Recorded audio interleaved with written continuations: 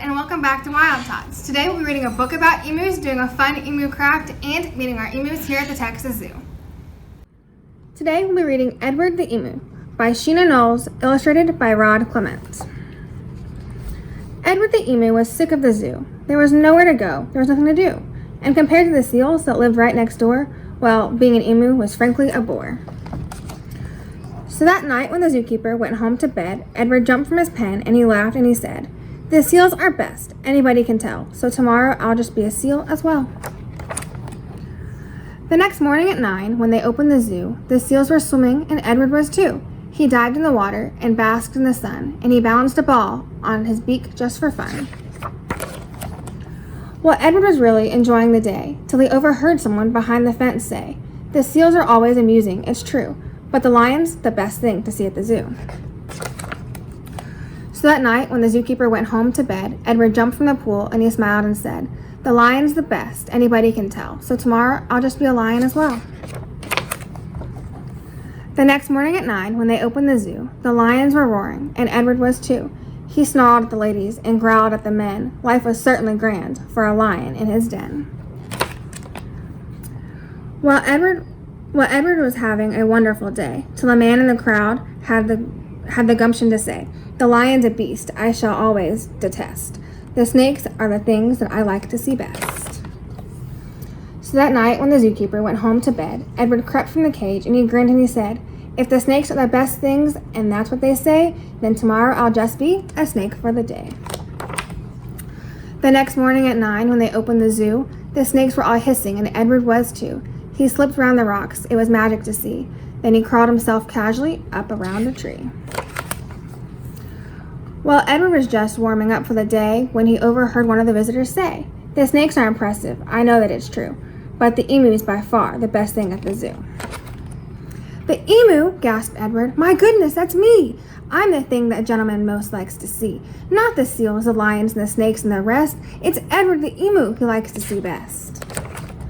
So that night, when the zookeeper went home to bed, Edward slipped from the cage and he laughed as he said, "If the emu is the best, then that's easy then.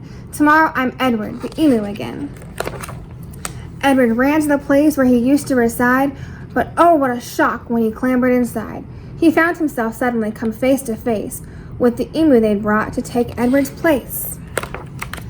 The emus considered each other for a while. Then the new emu said with a shy little smile, "Hello, I'm Edwina. It's nice meeting you. You're the best thing I've seen since I came to the zoo." The end. The materials you will need to make Edward the Emu are a pre-cut paper plate. I also pre-cut the head and beak, some tape, glue of your choice, whether it's liquid or glue stick, black and gray markers, a popsicle stick, googly eye, paper that I had crumpled up, pipe cleaners, and tape.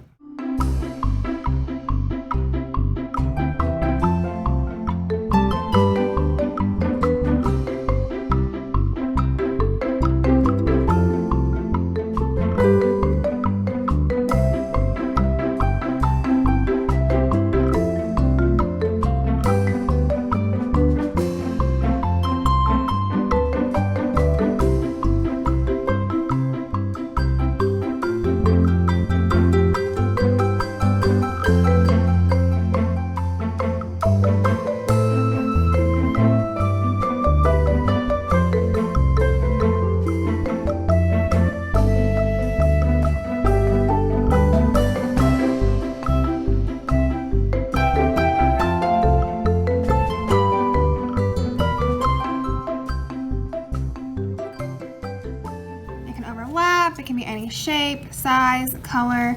It does not matter. It is your emu.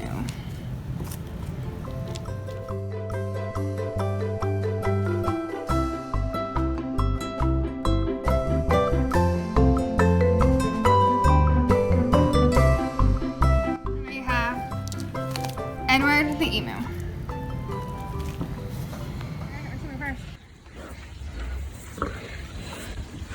Hi everyone, this is Leonard and Skinner, our emus. They are 8 years old. Emus are from Australia and they can live to be up to 20 years old in the wild.